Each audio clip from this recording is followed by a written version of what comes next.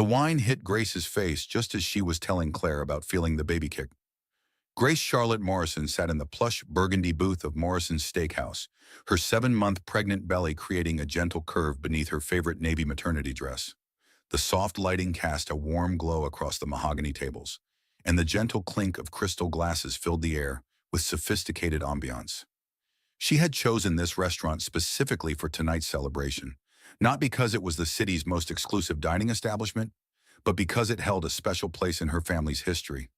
Mom always said this was where she and Dad had their first date, Grace told her best friend Claire Elizabeth Santos, who sat across from her, sipping a glass of the restaurant's finest Chardonnay. Can you imagine 28 years ago, they sat in one of these very booths, probably nervous and excited about their future together. Claire smiled warmly, her dark eyes sparkling with affection for her friend. At 29, Claire had been Grace's anchor through every major life event: college graduation, her wedding to Richard, and now this pregnancy that had brought such joy after 2 years of trying. It's perfect that we're here tonight, Claire said, raising her glass. 7 months along, healthy baby, and you're absolutely glowing. This little celebration is well-deserved. Grace placed both hands on her belly, feeling the gentle flutter of movement beneath her palms. She's been so active today. I swear she knows we're somewhere special. She paused, her expression growing wistful. I just wish Dad could see this. 5 years is too long for a family feud, especially when there's going to be a grandchild. The estrangement from Walter James Morrison had been one of the most painful experiences of Grace's adult life. Their bitter argument about her marriage to Richard Clayton Hayes had created a chasm that seemed impossible to bridge. Walter had questioned Richard's character from the beginning, warning Grace about marrying a man whose wealth seemed to matter more than his integrity.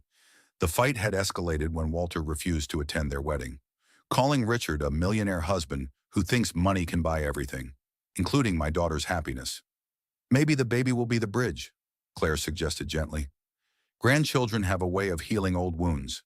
Grace nodded, though uncertainty clouded her features. She had no idea that Walter Morrison now owned the very restaurant where they sat. Having purchased Morrison's Steakhouse 6 months ago as both a business investment and a sentimental tribute to his lost love with Dorothy, the original owner had been eager to sell to someone who would preserve the establishment's legacy and reputation. Richard promised he'd be home early tonight, Grace said, checking her phone for messages. He's been working such long hours on that new development project. I know being a millionaire husband comes with responsibilities, but sometimes I feel like I'm preparing for this baby alone. Claire reached across the table and squeezed Grace's hand. You're not alone. You have me, your mother, and Richard will come around once the baby arrives. Some men just need time to adjust to the idea of fatherhood. The server approached their table, a young woman with bright eyes and professional demeanor. Ladies, are you ready to order, or would you like a few more minutes? We're still waiting for my husband, Grace replied. He should be here any moment. As the server moved away, Grace felt another strong kick from the baby. She gasped softly, placing her hand on the spot where tiny feet seemed to be testing the boundaries of her womb. There she goes again, Grace laughed. I think she's going to be a soccer player. Claire leaned forward with excitement. Can I feel? Grace guided Claire's hand to the active spot on her belly. Almost immediately, another kick pressed against Claire's palm, causing both women to burst into delighted laughter. That's incredible, Claire whispered. She's really in there.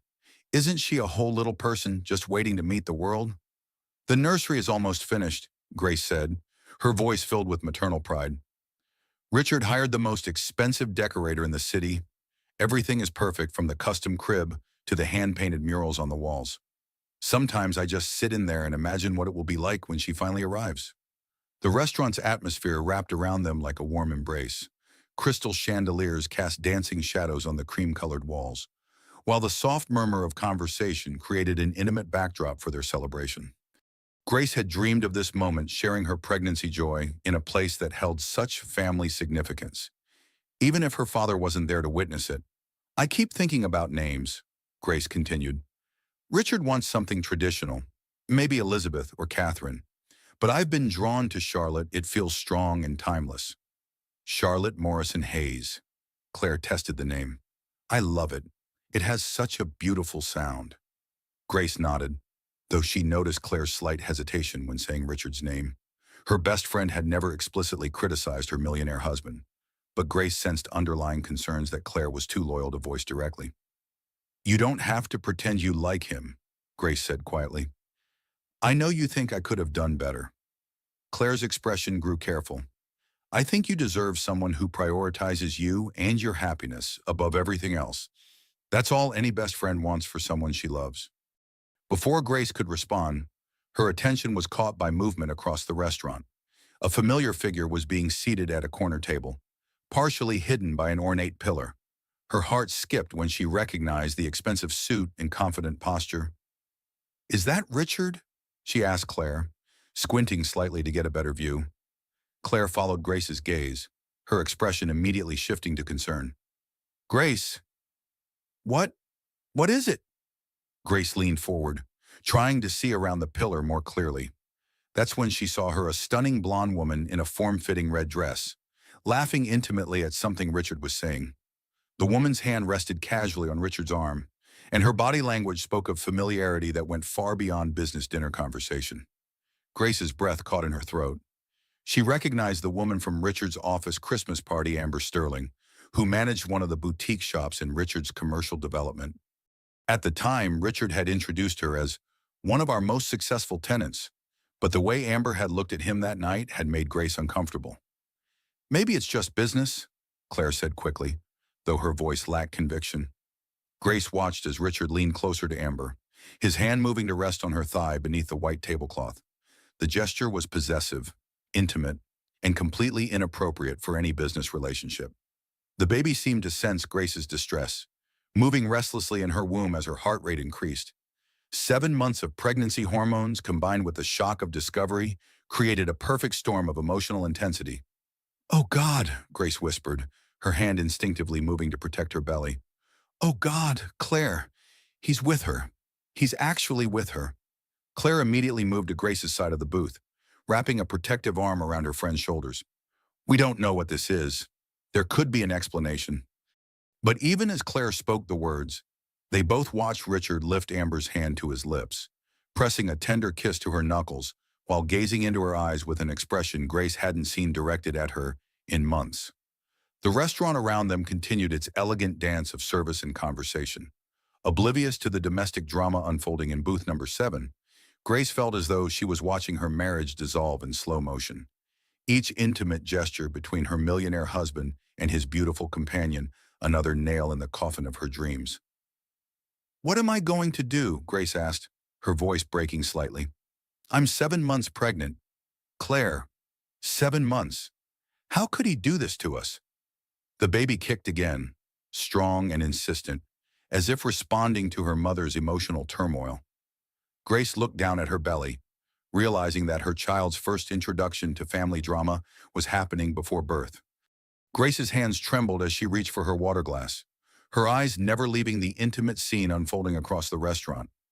Richard's behavior with Amber Sterling was becoming increasingly obvious, the way he leaned into her personal space, how his fingers traced patterns on her wrist, the private smiles they shared that excluded the rest of the world.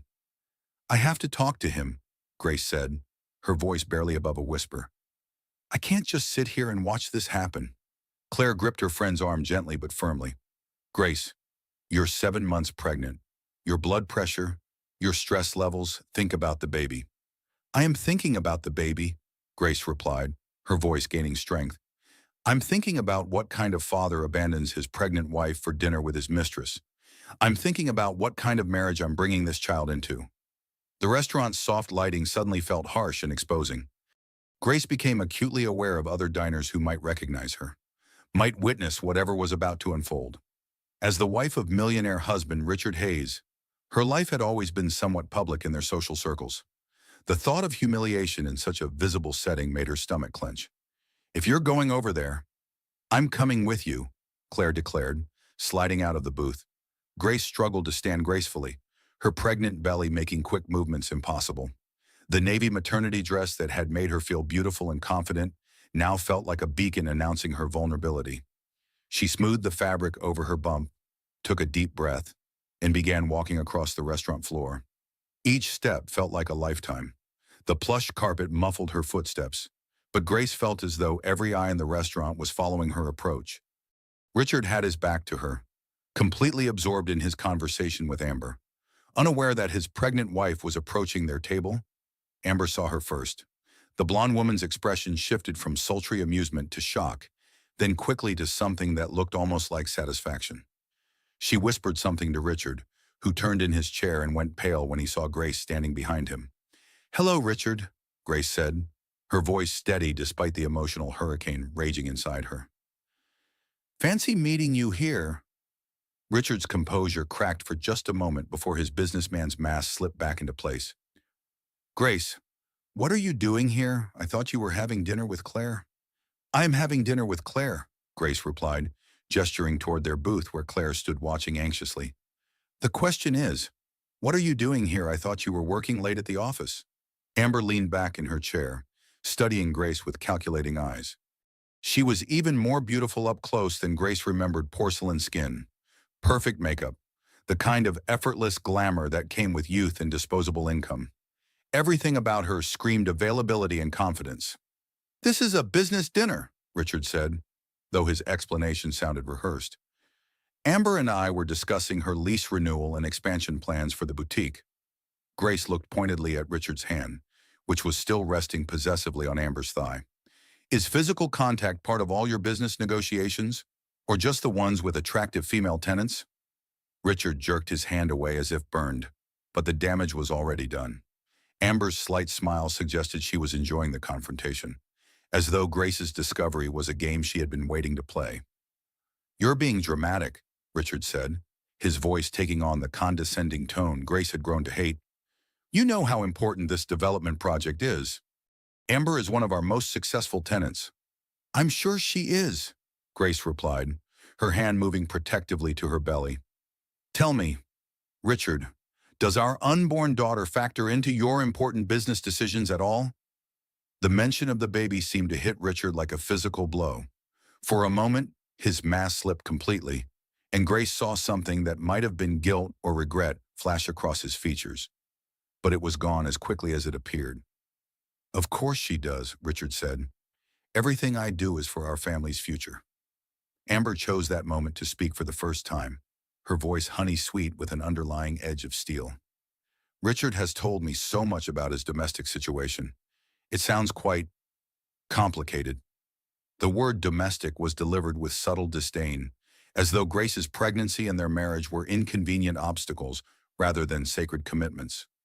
Grace felt heat rising in her cheeks, partially from embarrassment and partially from anger. "Complicated," Grace repeated. "Is that what we're calling a marriage and pregnancy now? A complication?" Other diners were beginning to notice the tension at the corner table. Grace caught glimpses of curious faces turning in their direction, whispered conversations pausing mid-sentence. The exclusive restaurant's atmosphere of refined discretion was being disrupted by what was clearly becoming a domestic dispute. Richard seemed to realize they were attracting attention. "Grace, you're making a scene. This is neither the time nor the place for this conversation." "When would be the appropriate time?" Grace asked, her voice rising slightly despite her efforts to maintain composure. "When you're at the office with her, when you're traveling for business. When exactly should a pregnant wife discuss her husband's affair?" "Affair?" Richard's voice sharpened. "That's a serious accusation. Grace, you're being paranoid and hormonal." The word hormonal was like gasoline on fire. Grace felt 7 months of accumulated frustrations: the late nights, the missed appointments, the growing distance between them crystallized into white-hot anger. "Hormonal," she repeated, her voice carrying across the restaurant despite her best efforts to keep it low. "I'm hormonal for questioning why my millionaire husband is having intimate dinners with beautiful women while his pregnant wife eats alone." Amber's smile widened, as though she was enjoying the show. She placed her hand deliberately on Richard's arm, a gesture of possession and territorial marking that wasn't lost on Grace. "Richard," Amber said, her voice soft but clearly audible. "Maybe you should tell her." The words hung in the air like a challenge. Grace felt the baby move restlessly in her womb, responding to her elevated stress levels. Claire appeared at her side, a protective presence that gave Grace strength. "Tell me what," Grace asked, though part of her didn't want to know the answer. Richard looked between the two women, his pregnant wife with her swollen belly and tired eyes, and his young, beautiful mistress with her perfect figure and predatory smile. In that moment, Grace saw her husband make a choice that would change everything. "Grace," Richard said, his voice taking on a cold, distant quality she had never heard before. "We need to discuss some things, but not here, not like this." "No," Grace said firmly. "Here, now. Tell me what she thinks I need to know." Amber leaned forward, her eyes gleaming with triumph. "He doesn't love you anymore. Grace. Hasn't for months. You're just too wrapped up in playing house to notice." The words hit Grace like physical blows. Around them, the restaurant had gone noticeably quieter. Other diners straining to hear the drama unfolding at table 12. Grace felt exposed, humiliated, and utterly alone despite Claire's supportive presence beside her. Richard didn't deny Amber's words. His silence was confirmation enough. The silence stretched between them like a taut wire ready to snap. Grace stared at her millionaire husband, waiting for him to contradict Amber's cruel declaration, to defend their marriage, to show some trace of the man she had fallen in love with 4 years ago. Instead, Richard looked away, his jaw set in the stubborn expression she knew meant he had made up his mind about something. "Richard," Grace said, her voice breaking slightly, "tell her she's wrong. Tell her about our baby, about our plans, about the nursery we decorated together." Amber laughed, a sound like crystal breaking. "Oh, sweetie, he told me about the nursery, how you insisted on that expensive decorator, how you spent hours obsessing over every detail while he worked to pay for it all. He called it Grace's little project." Each word was carefully chosen to inflict maximum damage. Grace felt the baby kick frantically, as though responding to her mother's distress. Her hand moved protectively to her belly, and she realized that her child was experiencing this trauma along with her. "That's not true," Grace whispered. But even as she said it, she remembered Richard's increasing absence during the nursery planning, his distracted responses when she showed him paint samples and furniture catalogs. "Isn't it?" Amber continued, emboldened by Grace's obvious pain. "When was the last time he touched you? Really touched you? Not just polite husband maintenance. When was the last time he looked at you the way he looks at me?" Claire stepped closer to Grace, radiating protective energy. "That's enough," she said firmly. "Whatever issues you people have, this isn't the way to resolve them." Amber turned her predatory smile toward Claire. "And you must be the loyal best friend, always ready to defend poor, delusional Grace. Tell me, don't you get tired of watching her cling to a man who clearly doesn't want her anymore?" "Stop," Richard said finally, but his voice lacked conviction. He seemed more concerned about the scene they were creating than about defending his pregnant wife from his mistress's attacks.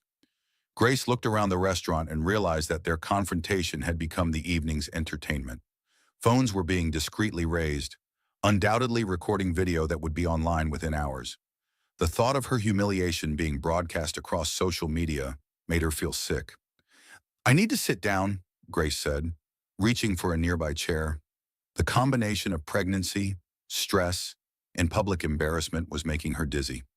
"No," Amber said, standing up from her chair with fluid grace.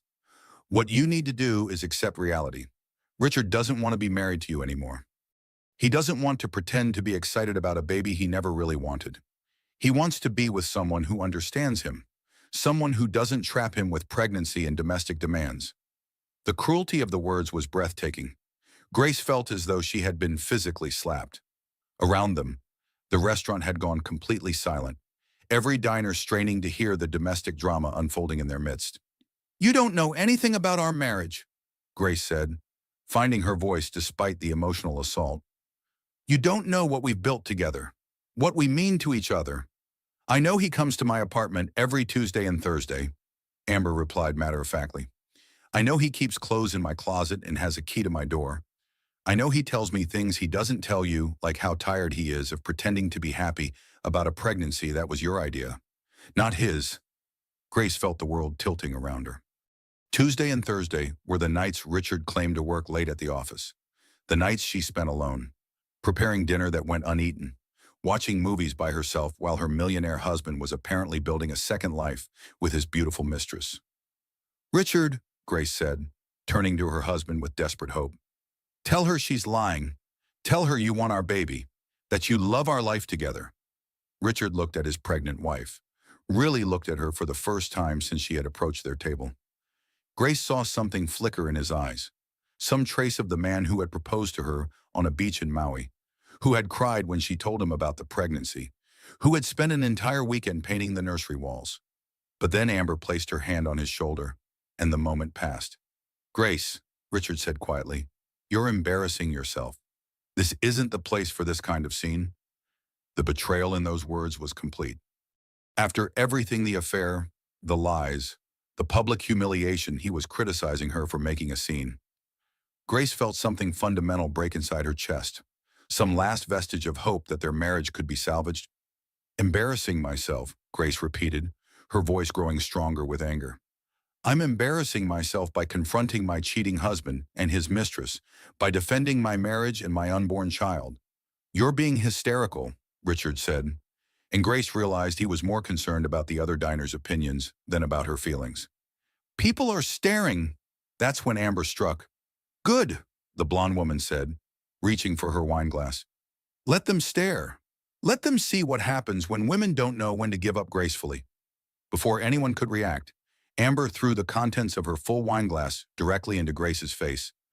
The red liquid hit her with shocking coldness, soaking her hair, streaming down her cheeks, and staining the front of her navy maternity dress. The wine's deep crimson color looked like blood against the dark fabric. The restaurant erupted in gas and shocked exclamations. Grace stood frozen, wine dripping from her chin, her carefully styled hair now a sodden mess. The expensive maternity dress that had made her feel beautiful was ruined, clinging to her pregnant body in wet, wine-stained patches. Accept reality, Grace, Amber said, her voice cutting through the stunned silence. He doesn't love you anymore. Stop clinging to a man who's moved on. Grace felt the baby moving frantically in her womb, responding to her mother's elevated heart rate and stress hormones. The child she carried was experiencing this trauma along with her, and that realization filled Grace with protective rage that transcended her own humiliation. You threw wine on a pregnant woman, Grace said, her voice carrying clearly across the silent restaurant. In front of all these people, you threw wine on a pregnant woman. I threw wine on a woman who doesn't know when she's beaten, Amber replied without remorse. Pregnancy doesn't make you special, Grace. It just makes you inconvenient. Multiple phones were now openly recording the incident. Grace realized that within hours, video of her humiliation would be circulating online, the pregnant wife publicly assaulted by her husband's mistress while he did nothing to defend her. Claire immediately stepped forward with napkins, trying to help Grace clean the wine from her face and hair. You're insane, she told Amber. Absolutely insane. Richard sat in his chair, looking stunned by the escalation but making no move to help his pregnant wife or condemn his mistress's actions. His paralysis was almost worse than Amber's attack. That's when a new voice cut through the chaos. What exactly is happening at this table? The voice was calm, authoritative, and carried the unmistakable tone of someone accustomed to being obeyed.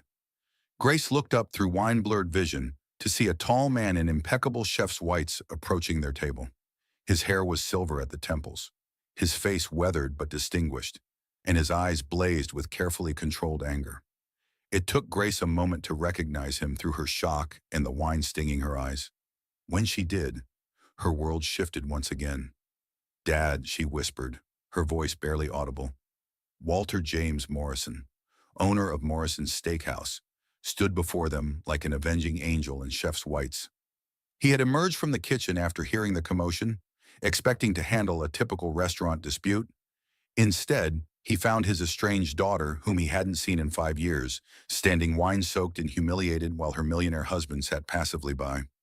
The recognition was mutual and instantaneous. Walter's professional composure cracked as he took in the sight of his pregnant daughter, wine-stained and trembling, surrounded by the wreckage of her marriage in his restaurant. Grace, he said, his voice softer now, filled with a father's protective fury. What did they do to you? Walter James Morrison had built his restaurant empire on the principle that dignity mattered more than profit.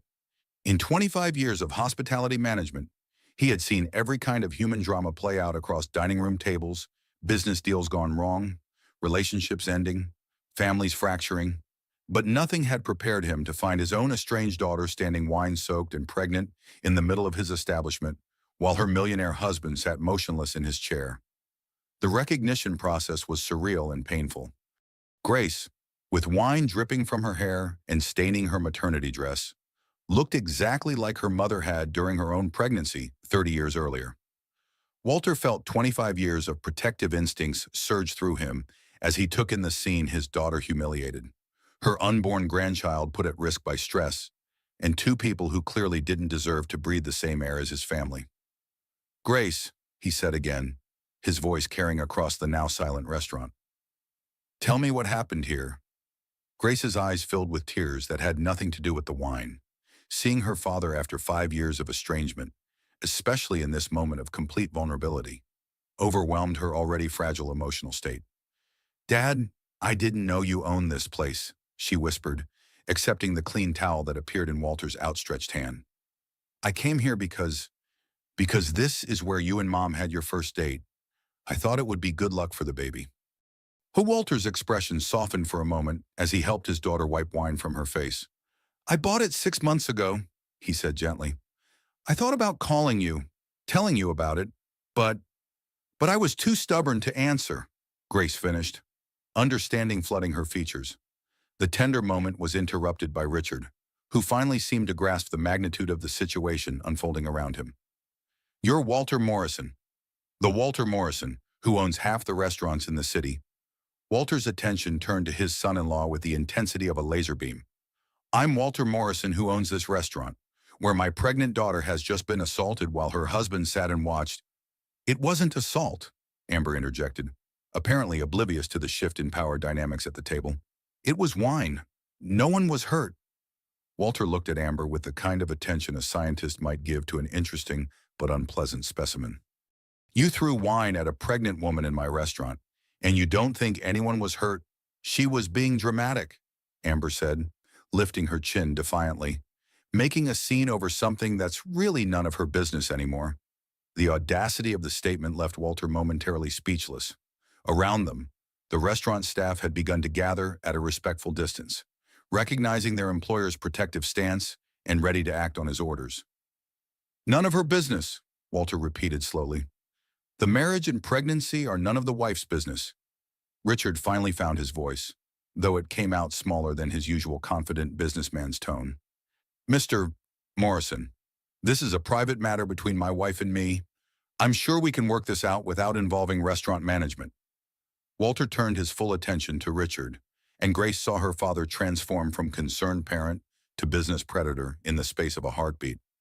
This was the Walter Morrison who had built an empire from nothing, who commanded respect from city councilmen and corporation executives alike. "Private matter," Walter said, his voice dangerously quiet. "In my restaurant with my pregnant daughter wearing wine like a badge of shame, while you sit there like a statue." Claire, who had been silently supporting Grace throughout the confrontation, spoke up for the first time since Walter's arrival. "Mr. Morrison, Grace needs to sit down. The stress isn't good for the baby." Walter immediately signaled to his staff, and within seconds a chair appeared for Grace. She sank into it gratefully, one hand on her belly where the baby was still moving restlessly. "How far along are you?" Walter asked, his voice gentle again as he focused on his daughter. 7 months, Grace replied. "It's a girl. We're naming her Charlotte." "Sir." Walter's eyes brightened at the news, and for a moment the family resemblance between father and daughter was unmistakable. "Charlotte Morrison Hayes," he said, testing the name. "She'll be beautiful, just like her mother." "Actually," Amber said, apparently determined to insert herself back into the conversation, "that's assuming the marriage lasts long enough for the baby to be born into it." The temperature in the room seemed to drop 10 degrees. Walter's attention returned to Amber with renewed focus, and Grace saw something in her father's expression that reminded her why he had been so successful in business. Walter Morrison didn't just succeed, he eliminated obstacles. "I'm sorry," Walter said to Amber, his voice perfectly polite and therefore terrifying. "I don't believe we've been introduced." "You are, Amber Sterling, she replied, apparently mistaking his politeness for friendliness. I manage one of the boutique shops in Richard's development. Ah, Walter said, nodding as though this explained everything. You work for my son-in-law. Well, technically I lease space from his company, Amber corrected, but we have a very close working relationship. I'm sure you do, Walter replied. Close enough that you felt comfortable throwing wine at his pregnant wife in a public restaurant? For the first time since the confrontation began, Amber seemed to realize that the situation might not be proceeding in her favor.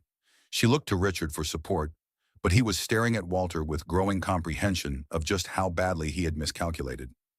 Walter reached into his jacket pocket and withdrew a business card, which he handed to Richard. My card, he said simply. I think you'll find my contact information very interesting. Richard looked at the card and paled visibly. Walter Morrison's business empire extended far beyond restaurants. He owned hotels, catering companies, event venues, and had partnerships with every major hospitality business in the city. Being Walter Morrison's son-in-law had been a potential advantage that Richard had thrown away through his affair and his passive acceptance of his mistress's abuse. Mr. Morrison, Richard said, his voice taking on the tone he used when trying to salvage failing business deals. I think there's been a misunderstanding here. The only misunderstanding, Walter replied, is how a man married to my daughter could sit motionless while she's publicly humiliated. But that's about to be corrected. Walter turned to face the restaurant, where every diner and staff member was watching the unfolding drama with rapt attention. When he spoke, his voice carried the authority of someone accustomed to being heard and obeyed. Ladies and gentlemen, Walter announced, I apologize for the disturbance to your evening. However, I want you all to witness something important. The woman sitting here covered in wine is my daughter, Grace. She is 7 months pregnant with my first grandchild. The woman who threw wine at her and the man who allowed it to happen are no longer welcome in my establishment. A murmur rippled through the restaurant as diners absorbed this information. Several people were still recording with their phones, capturing not just the original incident, but Walter's response to it. Furthermore, Walter continued, I want everyone to know that this incident has been recorded by our security cameras from multiple angles. The footage will be available to anyone who needs it, media, legal authorities, or social media platforms. Grace looked up at her father with a mixture of love, gratitude, and amazement. In 5 minutes, Walter had accomplished what she couldn't do in 5 years of marriage. He had made Richard face consequences for his actions. Amber finally seemed to understand that she had made a catastrophic error in judgment. You can't ban us from a public restaurant, she said, though her voice lacked its earlier confidence. Walter smiled, and Grace remembered that expression from her childhood. It was the smile he wore when explaining to her why certain rules existed and what happened to people who broke them. Miss Sterling, Walter said, this is a private establishment, and I can ban anyone I choose. But don't worry, you won't just be banned from Morrison's Steakhouse. You'll be banned from every restaurant I own, every restaurant my friends own, and every establishment in this city that values my business relationships. Richard stood up abruptly, finally grasping the full implications of the situation. Walter, surely we can discuss this reasonably. As businessmen, Walter repeated. Richard, you just lost the right to call yourself a businessman. A businessman understands consequences. A businessman protects his investments. A businessman doesn't sit silently while his pregnant wife is assaulted in the city's most exclusive restaurant. Grace felt the baby calm down as her own stress levels began to decrease. For the first time in months, someone was fighting for her, protecting her, treating her like she mattered. The relief was almost overwhelming. Dad, she said softly. Thank you. Walter knelt beside her chair, his chef's whites pristine despite the chaos of the evening. Grace, I should have called you months ago. I should have swallowed my pride and been there for you during this pregnancy. I'm sorry. I should have called you too, Grace replied, tears flowing freely now. I was just so hurt and too proud to admit that maybe you were right about. She glanced at Richard, who was standing frozen by his chair. We'll talk about all of that later, Walter said gently. Right now, let's get you cleaned up and make sure you and my granddaughter are okay. As Walter helped Grace to her feet, preparing to escort her to a private dining room where she could recover from the evening's trauma. He turned back to Richard and Amber with an expression that could have frozen fire. "You have 10 minutes to finish your business dinner and leave my restaurant," he said. "After that, security will escort you out. And Richard, I suggest you think very carefully about how you want the situation to proceed, because your business reputation in this city now depends entirely on how you treat my pregnant daughter." The threat was delivered with quiet authority, but everyone in the restaurant understood its implications.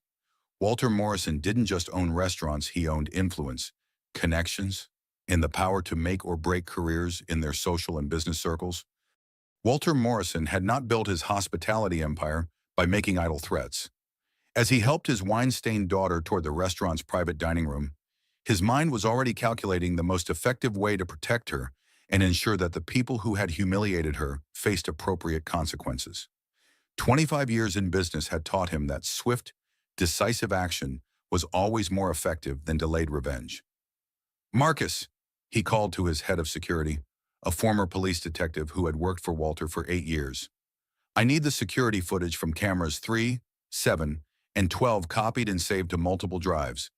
Everything from 8:30 onward." "Already on it, sir," Marcus replied, having anticipated his employer's needs.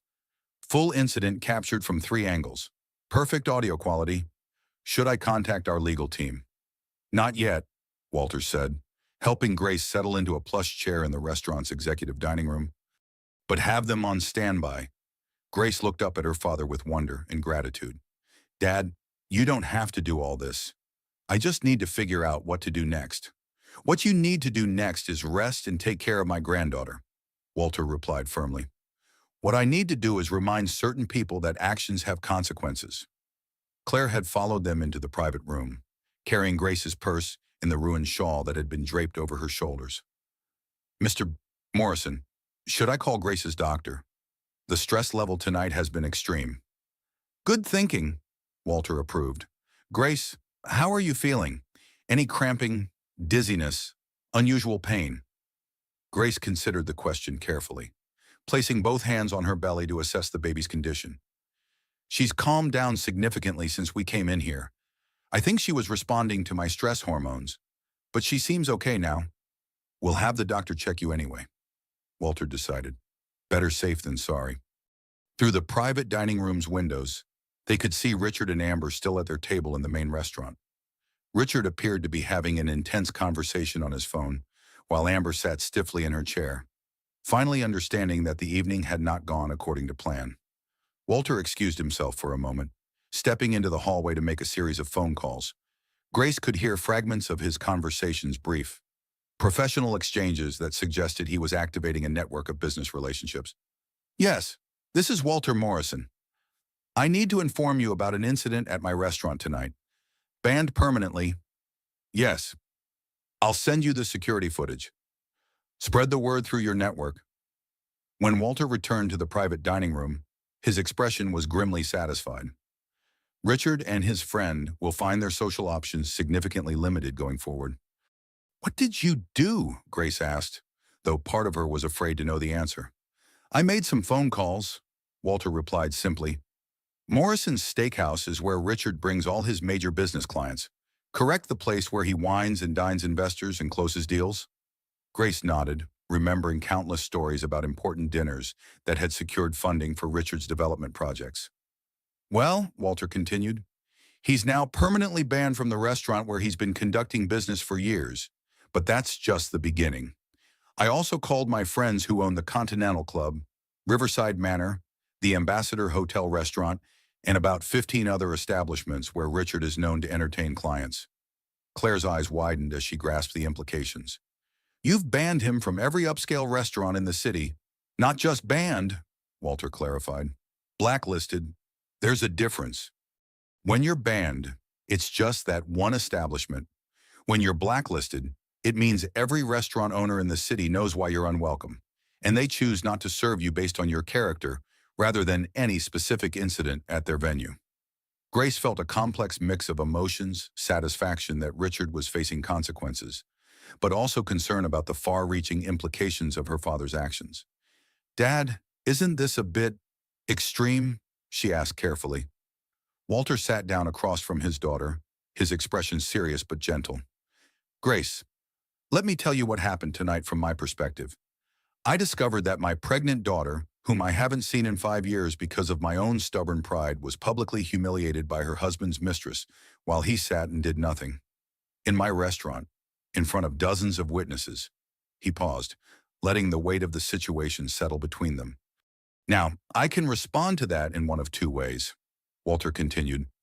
I can treat it as a private family matter and hope Richard develops a conscience. Or I can treat it as a public attack on my family that requires a public response.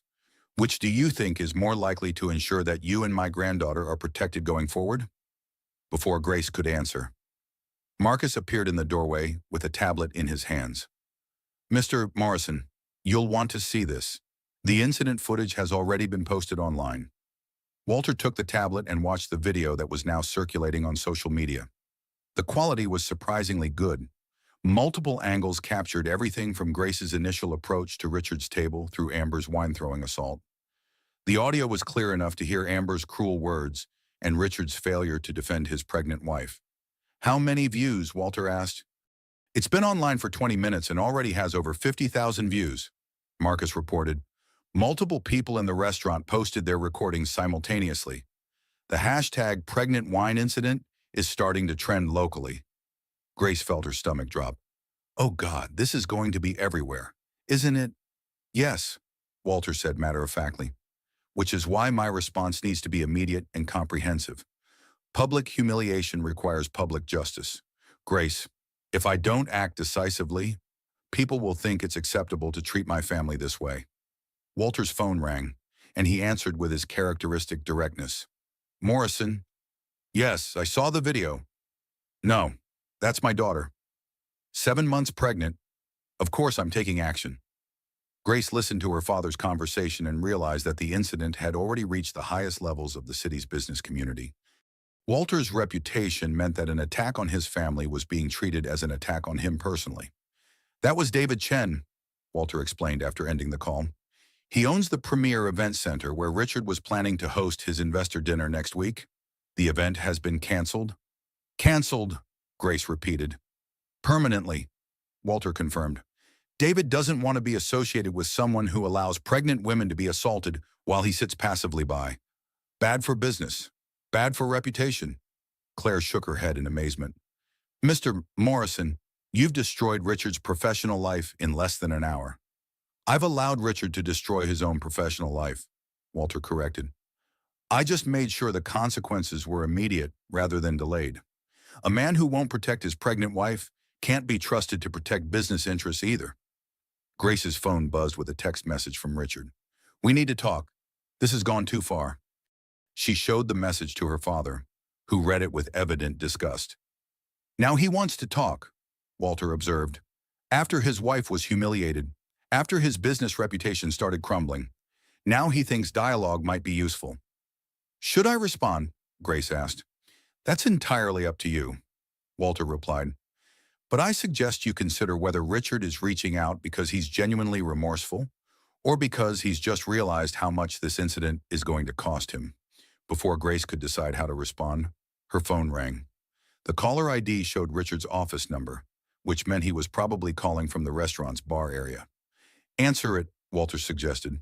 Put it on speaker. I want to hear what my son-in-law has to say for himself. Grace accepted the call and activated the speaker function. Richard's voice filled the private dining room, tight with stress and barely controlled panic. Grace, we need to fix this situation immediately. The video is everywhere, and my business partners are already calling with concerns.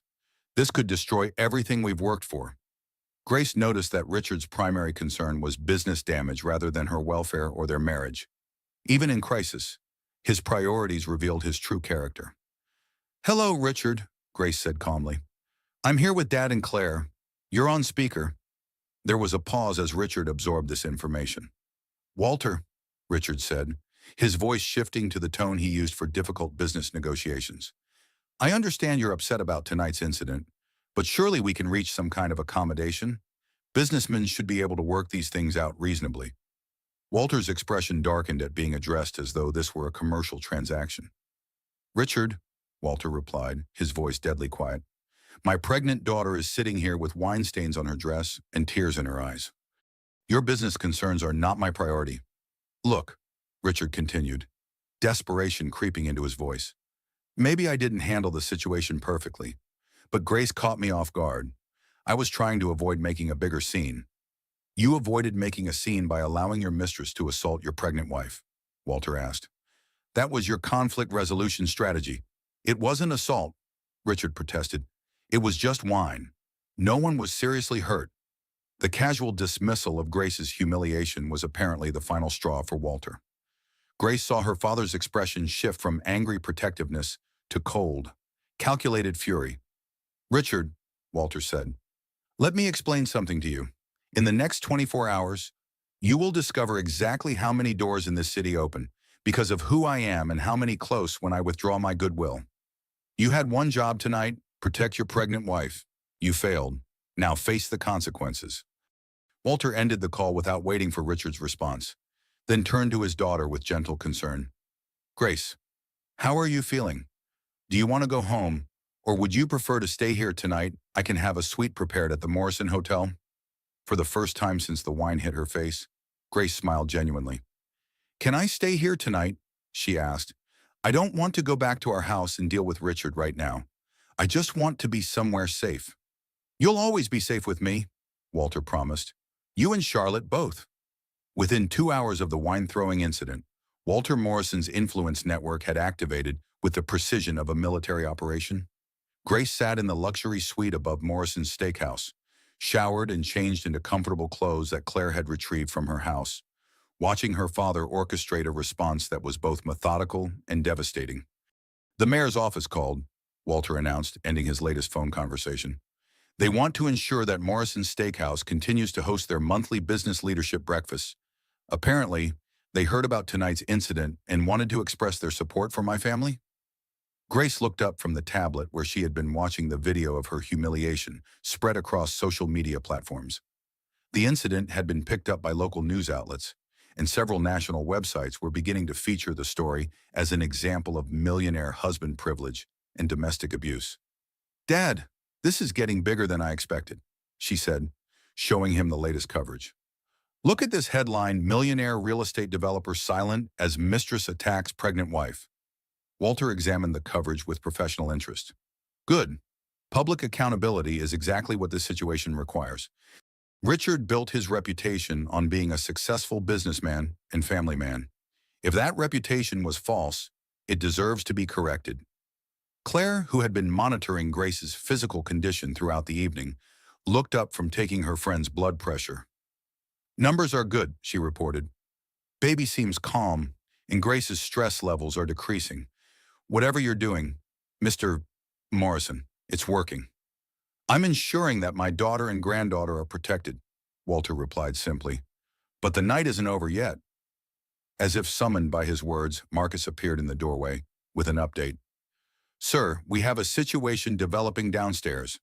Vernon Sterling just arrived and is asking to speak with his daughter. He seems agitated. Grace's eyes widened. Amber's father is here. Apparently he drove down from Millerville after Amber called him crying. Marcus explained. He's asking about the video that's circulating online, and he doesn't seem pleased with what he's learned. Walter considered this development with interest. What kind of man is Vernon Sterling? Small-town mechanic, Marcus replied, consulting his phone where he had apparently been researching the Sterling family.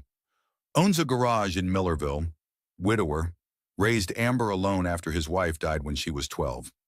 Local church deacon, volunteer firefighter. Very different background from his daughter's current lifestyle. Bring him up, Walter decided. I'd like to meet the man who raised the woman who assaulted my pregnant daughter. While they waited for Vernon Sterling's arrival, Grace's phone continued buzzing with messages and missed calls. Richard had attempted to contact her 17 times in the past hour, with increasingly desperate voicemails that ranged from angry demands to business-focused negotiations to what sounded like genuine panic. Grace, Walter said gently, you don't have to listen to those messages tonight. Whatever Richard wants to say can wait until you're ready to hear it. I think I should listen to at least one, Grace replied.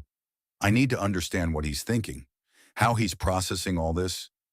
She selected the most recent voicemail and put it on speaker. Richard's voice filled the room, tight with stress and barely controlled desperation. Grace, you have to call me back. My investors are pulling out of the Harbor Point development. The premier event center canceled our investor dinner. Morrison's was supposed to host the city planning committee meeting next month, and now they won't even take my calls.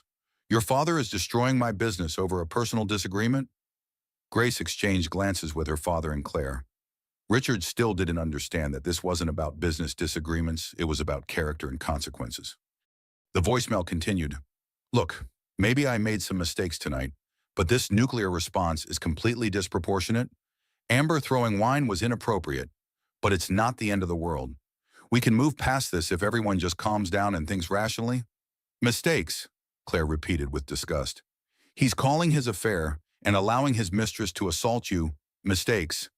Some mistakes, Grace echoed, as if forgetting to pick up milk is equivalent to destroying our marriage. A knock at the door interrupted their discussion. Marcus entered with a man who was clearly out of place in the luxury hotel suite, but carried himself with the dignity of someone unashamed of his working-class background. Vernon Sterling was approximately 60 years old, wearing clean but worn jeans and a button-down shirt that had seen many washings. His hands showed the calluses and stains of honest mechanical work, and his expression carried the bewildered pain of a parent discovering that his child had acted shamefully. Mr. Morrison, Vernon said, extending his hand with straightforward courtesy. I'm Vernon Sterling. I understand my daughter caused some trouble here tonight. Walter shook Vernon's hand, immediately recognizing a man who operated by old-fashioned principles of accountability and respect. Mr. Sterling, Walter replied, your daughter threw wine at my pregnant daughter while her husband sat and watched. I'd call that more than trouble. Vernon's face flushed with embarrassment and anger. I saw the video. Multiple people sent it to me. I've never been so ashamed in my life. He turned to Grace, his expression filled with genuine remorse. Ma'am, I want to apologize for my daughter's behavior. What she did was inexcusable, and I raised her better than that. Grace was surprised by the sincerity of his apology, especially compared to Richard's self-serving voicemails. Thank you, Mr. Sterling. I appreciate that. Where is Amber now? Walter asked. Downstairs in my truck, crying and carrying on about how everyone's being unfair to her. Vernon replied with evident disgust. She seems to think that because your son-in-law is rich, she had some kind of right to treat his pregnant wife however she pleased. Vernon's assessment of his daughter's behavior was harsh but accurate. Grace realized that Amber's cruelty wasn't just personal vindictiveness. It was entitlement born from believing that wealth and beauty gave her permission to hurt other people. Mr. Sterling, Walter said, I assume you didn't know about your daughter's relationship with my son-in-law. I knew she was dating someone she couldn't talk about, Vernon admitted. Someone complicated, she said. I figured it was some rich boy whose family wouldn't approve of a mechanic's daughter. I never imagined it was a married man with a pregnant wife. The pain in Vernon's voice was evident. Like Walter, he was a father dealing with the consequences of his child's choices. But unlike Richard, Vernon was taking responsibility and expressing genuine remorse. What are you planning to do? Claire asked gently. Vernon's expression hardened with paternal determination. I'm taking her home. Tonight, she's going to quit that boutique job, move back to Millerville, and remember who she really is. This big city lifestyle has made her forget her values. She's an adult, Grace pointed out. She can refuse to go with you. She can, Vernon agreed, but I pay for her apartment, her car, and most of her expenses. She wants to act like she's independent. She can learn what independence actually costs. Walter nodded approvingly. Financial consequences have a way of clarifying priorities. I also want to pay for cleaning that dress, Vernon continued, addressing Grace directly. And any medical expenses if the stress caused problems with your pregnancy. It's not enough to make up for what she did, but it's something. Grace was touched by Vernon's offer, especially since it came without legal pressure or business motivation. That's very kind, Mr. Sterling, but it's not necessary. It is necessary, Vernon insisted. My wife died when Amber was 12, and I'm afraid I spoiled her afterward, trying to make up for her not having a mother. I created a girl who thinks the world owes her whatever she wants, And tonight she took that attitude out on an innocent woman? The conversation was interrupted by the arrival of another unexpected visitor. Marcus appeared in the doorway again, this time with an expression of surprise rather than routine professional alertness. "Mr. Morrison," he announced. "Mrs. Maureen Hayes is here to see you. She says she's Grace's mother-in-law and needs to speak with the family urgently." Grace's eyes widened in shock. "Richard's mother is here. How did she even know what happened?" "Mrs. Hayes appears very well informed about the evening's events," Marcus replied diplomatically. Maureen Rose Hayes was a formidable woman who had never particularly liked Grace, viewing her as an unsuitable match for her successful son. Her arrival at Morrison's Steakhouse at 11 o'clock on a Tuesday night suggested that the incident had reached even the highest levels of the Hayes family hierarchy. "Show her up," Walter decided. "This evening is apparently going to include representatives from all the affected families." As they waited for Maureen's arrival, Vernon Sterling made his excuses and prepared to leave with his daughter. "Mr. Morrison, Mrs. Hayes," he said formally. "Again, I apologize for my daughter's behavior. You won't have any more trouble from the Sterling family." He turned to Grace one final time. "Ma'am, I hope your baby is born healthy and happy. You deserve better than what you got tonight." After Vernon left, Grace reflected on the strange dynamics of the evening. Amber's father had shown more genuine concern for her welfare than her own husband had displayed. Richard's failure to protect her was becoming more obvious with each comparison to how other men her father. Vernon Sterling had responded to the situation. "Grace," Walter said gently, "are you prepared to face Maureen Hayes? She's never been your biggest supporter." "I know," Grace replied, straightening her shoulders with determination. "But maybe tonight will help her understand what kind of man her son really is." When Maureen Hayes entered the luxury suite, she carried herself with the imperious confidence of old money and social position. At 62, she remained elegant and intimidating, dressed in expensive clothes despite the late hour. But Grace noticed something different in her mother-in-law's expression, concern that seemed genuine rather than merely protective of family reputation. "Grace," Maureen said without preamble, "I saw the video. Are you all right? Is the baby all right?" The unexpected maternal concern in Maureen's voice surprised everyone in the room. Grace had been prepared for criticism or blame, not genuine worry about her welfare. "We're both okay," Grace replied carefully. "It was just very stressful and humiliating." Maureen's attention turned to Walter with newfound respect. "Mr. Morrison, I believe we have much to discuss about my son's behavior tonight." Maureen Rose Hayes had spent 38 years molding her son Richard into what she considered the perfect combination of business success and social respectability. She had overseen his education, guided his career choices, and approved his marriage to Grace as a suitable union that would produce acceptable grandchildren while maintaining the Hayes family's reputation in their elite social circles. But the video circulating across social media platforms showed her son failing catastrophically at the most basic requirement of manhood, protecting his pregnant wife from public assault. For Maureen, this wasn't just personal disappointment, it was a fundamental threat to everything the Hayes family represented. "Mr. Morrison," Maureen began, settling into one of the suite's elegant chairs with practiced grace, "I want you to know that Richard's behavior tonight does not represent the values I raised him with or the standards the Hayes family maintains." Walter studied his counterpart with interest. Maureen Hayes was exactly the kind of formidable matriarch he had expected to produce: Richard wealthy, influential, accustomed to controlling outcomes through social pressure and family authority. "Mrs. Hayes," Walter replied formally, "your son sat motionless while his pregnant wife was publicly humiliated. Those actions speak to his character more clearly than any family values." "I agree completely," Maureen said, surprising everyone in the room. "Which is why I'm here to discuss how we're going to correct the situation." Grace looked at her mother-in-law with confusion and suspicion. In 4 years of marriage, Maureen had never shown particular concern for Grace's welfare, viewing her as adequate but not ideal wife material for her precious son. "What exactly are you proposing to do?" Grace asked carefully. Maureen's expression hardened with maternal determination. "I'm proposing to save my son from his own stupidity before he destroys not just his marriage, but his business, his reputation, and any hope of a relationship with his child. She turned to address Grace directly, her voice taking on a tone of frank assessment.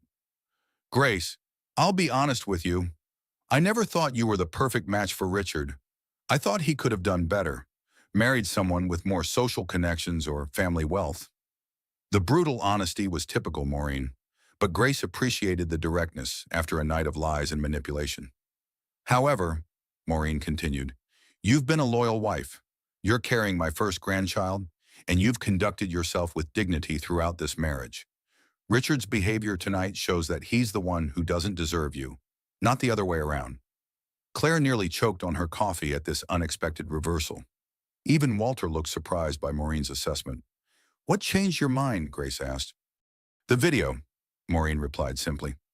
Watching my son allow his mistress to throw wine at his pregnant wife while he sat there like a coward made me realize that I've failed as a mother.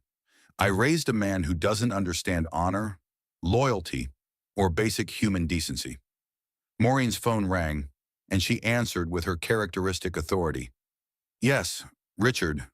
No, I will not come home and help you manage this crisis.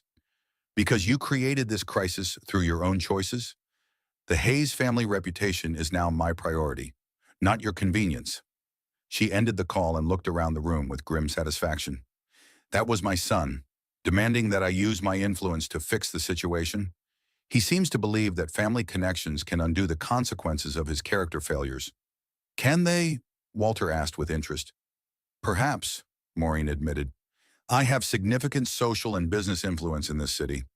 I could probably arrange some kind of damage control, smooth things over with Richard's business partners, manage the media narrative. She paused, looking directly at Grace. But I'm not going to do any of that unless Richard meets certain conditions. What conditions? Grace asked. First, he ends his relationship with that woman immediately and permanently. Second, he issues a public apology for his behavior tonight, specifically acknowledging that he failed to protect his pregnant wife. Third, he enters marriage counseling and commits to rebuilding your relationship with complete transparency. The conditions were more comprehensive than anything Grace had dared hope for, but they also revealed Maureen's primary motivation, protecting the Hayes family reputation, rather than Grace's personal happiness. And if he refuses, Grace asked, then the Hayes family cuts all ties with him, Maureen replied matter-of-factly. He loses access to family money, family connections, and family support. He can face the consequences of his choices alone. Walter nodded approvingly. Financial and social consequences tend to be very effective motivators. Exactly, Maureen agreed. Richard has always been able to rely on family resources to solve his problems. If he wants that support to continue, he'll need to prove that he deserves it. Grace felt conflicted about Maureen's proposal. Part of her was grateful for any support, especially from Richard's own family. But another part of her wondered whether she wanted a marriage that required ultimatums and external pressure to survive. Mrs. Hayes, Grace said carefully, I appreciate your support, but I need to think about what I actually want from this situation. It's not just about saving the marriage anymore. It's about whether Richard is capable of being the husband and father we need him to be. That's a fair question, Maureen acknowledged. But consider this: you're 7 months pregnant with my first grandchild. Whether or not your marriage survives, Richard will be connected to this family for the rest of that child's life. It's better for everyone if he learns to behave like a decent human being. Before Grace could respond, Marcus appeared in the doorway with another update. Mr. Morrison, there's been a development. Richard Hayes is downstairs demanding to see his wife. He's agitated. How agitated? Walter asked. Hotel security is monitoring the situation, Marcus replied diplomatically. He's making threats about his legal rights and demanding access to Mrs. Hayes. Maureen's expression darkened. Bring him up. It's time Richard faced his family and explained himself. Are you sure about that? Claire asked Grace. You don't have to see him tonight if you're not ready. Grace considered the question carefully. She was emotionally and physically exhausted, but she also knew that avoiding Richard wouldn't make the situation disappear. Eventually, they would have to confront the reality of their relationship and decide how to proceed. Bring him up, Grace decided. But I want everyone to stay. I don't want to face him alone. When Richard entered the luxury suite 5 minutes later, he looked like a man whose world was collapsing around him. His expensive suit was wrinkled, his hair disheveled, and his eyes carried the desperate intensity of someone facing financial and social ruin. "Grace," he said immediately, moving toward his wife before being stopped by Walter's firm but polite intervention. "Richard," Walter said calmly, "perhaps you should begin by explaining your behavior tonight to your mother." Richard looked around the room, realizing for the first time that he was facing a unified coalition of family members rather than the individual negotiations he had been planning. "Mother," he said, turning to Maureen with relief, "thank God you're here. Walter has completely overreacted to a simple misunderstanding. We need to contain this situation before it damages the family reputation any further." Maureen studied her son with the expression of someone examining a disappointing business investment. "Richard, I watched the video of your simple misunderstanding. Explain to me why you sat motionless while your pregnant wife was publicly assaulted." Richard's composure began to crack under his mother's scrutiny. "It happened so fast," he said defensively. "I was trying to avoid escalating the situation." "You were trying to avoid choosing between your wife and your mistress?" Maureen corrected coldly. "So you chose neither, which was the worst possible decision." "Amber isn't my mistress," Richard protested, though his voice lacked conviction. "She's a business associate." Grace finally spoke, her voice carrying the authority of someone who had endured enough lies for one evening. "Richard," she said calmly, "your business associate told me that you keep clothes in her closet and visit her apartment every Tuesday and Thursday. She knew details about our marriage, our pregnancy, and our private conversations. Stop insulting everyone's intelligence." Richard looked around the room, realizing that denial was no longer a viable strategy. The evidence was overwhelming, the consequences were mounting, and his support system was demanding accountability rather than enabling his behavior. "Fine," he said, his voice taking on the bitter tone of someone forced into an unwanted confession. "Yes, I've been seeing Amber. Yes, it's more than business. But Grace, our marriage has been difficult for months.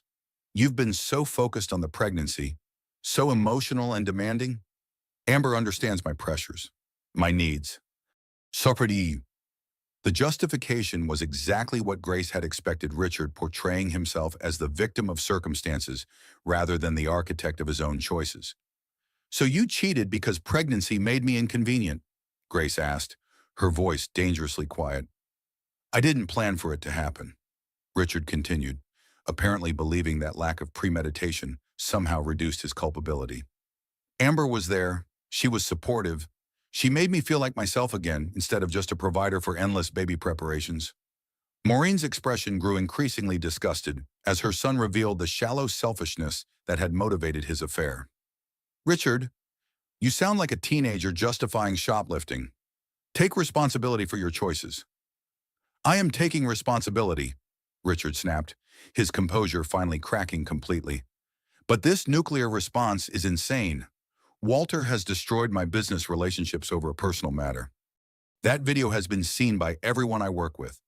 My investors are panicking, my clients are questioning my judgment, and my reputation is ruined." "Your reputation should be ruined," Walter said matter-of-factly. "A man who betrays his pregnant wife and allows her to be publicly humiliated doesn't deserve a good reputation." Richard turned on his father-in-law with desperate anger. "You don't understand the business implications of this situation. I have employees depending on me, projects that will fail without proper financing, commitments that require social and professional credibility. Then you should have considered those implications before you decided to have an affair," Grace said, feeling a strange sense of clarity emerging from her exhaustion and pain. "The business consequences aren't punishment for tonight's incident, Richard. They're the natural result of your character being publicly revealed." For the first time since entering the room, Richard seemed to understand that he wasn't going to be able to negotiate or manipulate his way out of the situation. The coalition against him was too strong, the evidence too clear, and the consequences too far advanced to be easily reversed. "What do you want from me?" he asked, his voice carrying the defeated tone of someone finally ready to face reality. "What will it take to fix this?"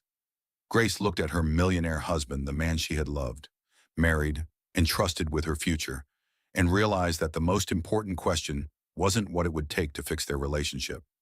The question was whether their relationship was worth fixing at all. By dawn Wednesday morning, Richard Clayton Hayes discovered that his business empire was built on relationships more fragile than he had ever imagined. What he had always considered his professional success was actually a complex web of social connections, personal trust, and reputation that could be unraveled with shocking speed when the foundation cracked. Grace sat in the Morrison Hotel suite, watching the sunrise through floor-to-ceiling windows, while her father updated her on the rapidly escalating consequences of the previous night's incident. Walter had spent the early morning hours fielding phone calls from business associates, all of whom had seen the viral video and were now reassessing their relationships with Richard Hayes. Harbor Point Development just canceled their partnership agreement, Walter reported, checking his messages over coffee. That was Richard's biggest project, $40 million in planned investment. Canceled completely, Grace asked, though she was beginning to understand that her father's influence network was more extensive than she had realized. The lead investor called me personally, Walter explained. He said he couldn't justify partnering with someone who demonstrated such poor judgment in personal crisis management. His exact words. Claire, who had spent the night in the suite to monitor Grace's condition, looked up from her laptop where she had been tracking the incident's coverage across social media platforms. The video has over 2 million views now. It's been picked up by national news outlets as an example of privilege and domestic indifference. The transformation of a personal humiliation into a nationwide symbol of millionaire husband entitlement was surreal for Grace. She had gone to Morrison's steakhouse for a quiet celebration with her best friend and instead become the face of pregnant women everywhere who had been betrayed by the men who were supposed to protect them. "How is Richard handling all this?" Grace asked, though she wasn't sure she wanted to know the answer. "Not well," Walter replied. According to his office manager, he's been making increasingly desperate phone calls since 5 a.m., trying to salvage business relationships and contain the damage. Most people aren't taking his calls. Maureen Hayes arrived at the suite precisely at 8 o'clock, carrying herself with the rigid dignity of someone determined to maintain standards, even in crisis. She had clearly spent the early morning hours conducting her own damage assessment and developing a strategy for family preservation. "Grace," Maureen said without preamble, "I've spoken with Richard 3 times since last night. He's finally beginning to understand the magnitude of his errors." "Understanding and changing are different things," Grace replied, placing a protective hand on her belly where baby Charlotte was moving gently in response to her mother's voice. "Indeed they are," Maureen agreed, "which is why I've implemented certain financial consequences to ensure his understanding translates into action." Walter looked at his counterpart with professional interest. "What kind of financial consequences?" "The Hayes Family Trust Fund has very specific moral clauses," Maureen explained with grim satisfaction. "Adultery, abandonment of family responsibilities, and behavior that damages the family reputation all trigger automatic suspensions of financial support." "How much financial support are we talking about?" Claire asked. "Richard receives approximately $200,000 annually from family investments," Maureen replied. "His lifestyle, business operations, and personal expenses are built around that guaranteed income. Without it, his financial position becomes significantly more precarious." Grace began to understand why Richard had seemed so panicked during the previous night's confrontations. His apparent wealth was partially illusory, dependent on family money that could be withdrawn if he failed to meet family expectations. "There's more," Maureen continued. "The Hayes family also owns the building where Richard's office is located. His lease is due for renewal next month, and family properties have very strict moral standards for tenants." "You're evicting him from his own office?" Grace asked with surprise. "I'm requiring him to meet the same standards we apply to all tenants," Maureen corrected. "Professional behavior, ethical conduct, and reputation that reflects well on the property. He currently fails all 3 criteria?" Walter nodded approvingly. "Comprehensive consequences tend to be more effective than partial ones." "However," Maureen said, turning to address Grace directly, "these consequences can be reversed if Richard demonstrates genuine rehabilitation. The question is whether you're willing to give him that opportunity." Before Grace could respond, her phone rang with a call from Dr. Patricia Santos, her obstetrician. Grace answered with some concern, wondering if the previous night's stress had created medical complications. "Grace," Dr. Santos said, I heard about the incident last night through mutual friends. How are you feeling? Any cramping, bleeding, or unusual symptoms? I feel okay, Grace replied, though she realized she hadn't been paying careful attention to her body's signals amid all the family drama. The baby has been moving normally, and I don't have any physical pain. I'd like to see you this morning for a complete checkup, Dr. Santos said. Just to be safe, extreme stress can sometimes trigger early labor, and we want to make sure everything is progressing normally. Grace agreed to the appointment, grateful for Dr. Santos's proactive concern. As she prepared to leave for the medical exam, Walter received another phone call that would further complicate Richard's rapidly deteriorating situation. Morrison, Walter answered, then listened intently for several minutes. I see. Yes, that's very interesting. Send me the documentation. When he ended the call, Walter's expression was grim but satisfied. What now? Grace asked. That was my attorney, Walter explained. Richard has been calling law firms all morning, trying to find someone willing to pursue legal action against me for business interference and conspiracy to damage his reputation. Can he do that? Claire asked with concern. He can try, Walter replied. But here's the interesting part. 3 different law firms have declined to represent him. Not because they're afraid of me, but because they've done basic research into his character and decided he's not the kind of client they want to be associated with. The revelation that even Richard's potential lawyers were distancing themselves from him demonstrated how completely his professional reputation had collapsed in less than 12 hours. One firm was quite blunt, Walter continued. They told Richard that representing a man who fails to protect his pregnant wife would be inconsistent with firm values and potentially damaging to other client relationships. Grace felt a complex mixture of vindication and sadness. She had never wanted to destroy Richard's career, but she was beginning to understand that his professional success had always been built on a carefully maintained facade that the previous night's incident had permanently shattered. Dr. Santos's examination 2 hours later confirmed that Grace and baby Charlotte were both healthy despite the previous night's trauma. However, the doctor expressed serious concern about Grace's stress levels and their potential impact on the remainder of her pregnancy. Everything looks good right now, Dr. Santos explained, but sustained emotional stress can cause complications as you approach your due date. You need stability, support, and peace of mind for the next 2 months. What if those things aren't possible? Grace asked. What if the stress continues because of ongoing marriage problems? Then you need to prioritize your health and your baby's health over everything else. Dr. Santos replied firmly, including your marriage, if necessary. The medical advice crystallized something Grace had been avoiding. Her relationship with Richard might not be salvageable, and continuing to fight for it might actually endanger her child's welfare. When Grace returned to Morrison's steakhouse for lunch with her father, she found him meeting with a man she didn't recognize, a distinguished gentleman in an expensive suit who carried himself with the confidence of significant authority. Grace, Walter said, standing to make introductions. This is Judge Harrison Mills. He's an old friend who wanted to meet you after hearing about last night's incident. Judge Mills extended his hand with gentle courtesy. Mrs.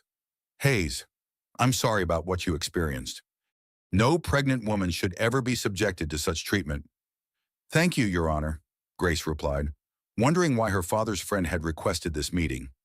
I asked Judge Mills to join us, Walter explained, because Richard has been making threats about legal action, and I wanted you to understand your options from someone with extensive family law experience. Judge Mills nodded seriously. Mrs. Hayes, your husband's behavior last night, specifically his failure to protect you from assault, could be considered grounds for divorce in this state.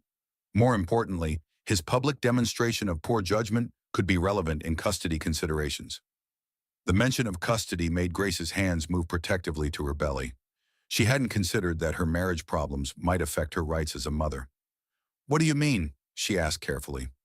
A man who allows his pregnant wife to be publicly assaulted demonstrates questionable parental judgment, Judge Mills explained. Family courts take such incidents very seriously when determining custody arrangements and parental fitness. Walter leaned forward with interest. Are you saying Richard's behavior could affect his access to his own child? I'm saying that character matters in family court, Judge Mills replied. A father who prioritizes his mistress over his pregnant wife raises questions about his ability to prioritize his child's welfare over his own desires. Grace felt overwhelmed by the legal implications being discussed. She had gone from trying to save her marriage to potentially fighting for custody of her unborn child in the span of 24 hours. "I don't want to keep Richard from his daughter," Grace said quietly. "Despite everything, he should have the opportunity to be a father." "That's very generous," Judge Mills acknowledged.